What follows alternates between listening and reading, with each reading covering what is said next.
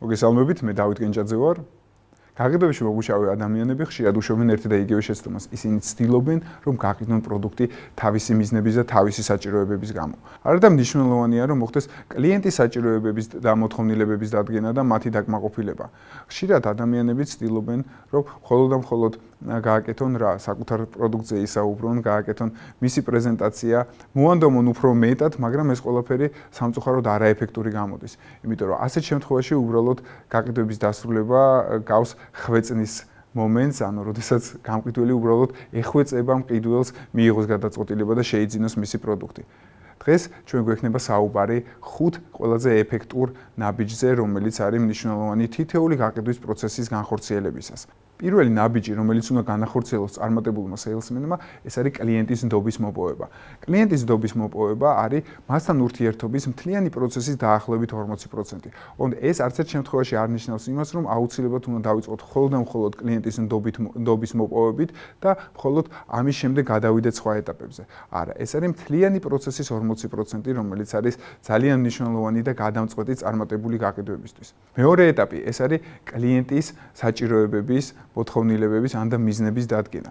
ეს არის აგრეთვე ძალიან მნიშვნელოვანი ეტაპი და მასზე უნდა დაიხარჯოს მთლიანი დროის დაახლოებით 30%. მნიშვნელოვანი არის, რომ სეილსმენმა წინასწარ მომზადებული კარგი შეკითხვების საშუალებით დაადგინოს, თუ რა სჭირდება კლიენტს ან რა შეიძლება დასჭირდეს მას გარკვეული პერიოდის შემდეგ, იმისათვის, რომ შემდგომ სწორედ ის პროდუქტი შესთავაზოს, რომელიც მას სჭირდება. მესამე ეტაპი, ეს არის ეფექტური პრეზენტაციის განხორციელება. მასზე მთლიანი დროის დაახლოებით 15% იხარჯება. მნიშვნელოვანია, რომ სეილსმენმა ეს სწორედ გააკეთოს, იმიტომ რომ მოხდეს შესაბამისი თანმიმდევრობით პროდუქტის მახასიათებლების და სარგებლიანობის ჩვენება მისთვის.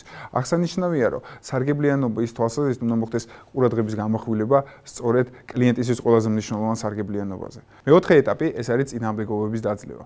მასზე მთლიანი პროცესის დაახლოებით 10% იხარჯება.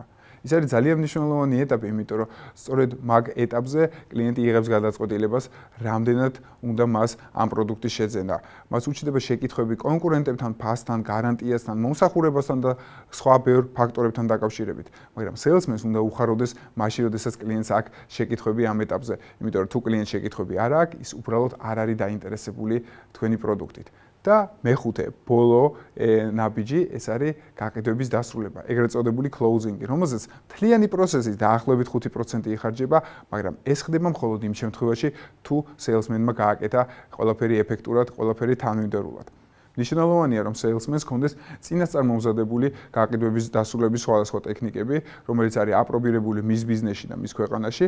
იმ შემთხვევაში, თუ თქვენ განახორციელებთ გაყიდვის პროცესს თანდართული ნაბიჯების თანახმად, ამ შემთხვევაში თქვენ გეყოლებათ ყოველთვის ბედნიერი კლიენტი, რომელიც აუცილებლად მოbrunდება თქვენთან და კიდევ მრავალჯერ შეიძენს თქვენს პროდუქტს. ეს იყო წარმატებული გაყიდვების 5 ნაბიჯი. იმ შემთხვევაში, თუ თქვენ დანერგავთ მას თქვენს ყოველდღიურობაში და სწორედ მათი საშუალებით დაიწყებთ ურთიერთობას კლიენტებთან, ამ შემთხვევაში თქვენი შედეგები იქნება გარანტირებული, თქვენ გეყოლებათ გაცილებით უფრო მეტი ბედნიერი კლიენტი, რომელიც არა მხოლოდ ერთხელ, არამედ მრავალჯერ შეიძენს თქვენგან პროდუქტს. დიდი მადლობა ჩემი ვიდეოს ყურებისათვის. იმ შემთხვევაში, თუ ეს ვიდეო მოგეწონათ, შეგიძლიათ თქვენს მეგობრებსაც გაუზიაროთ.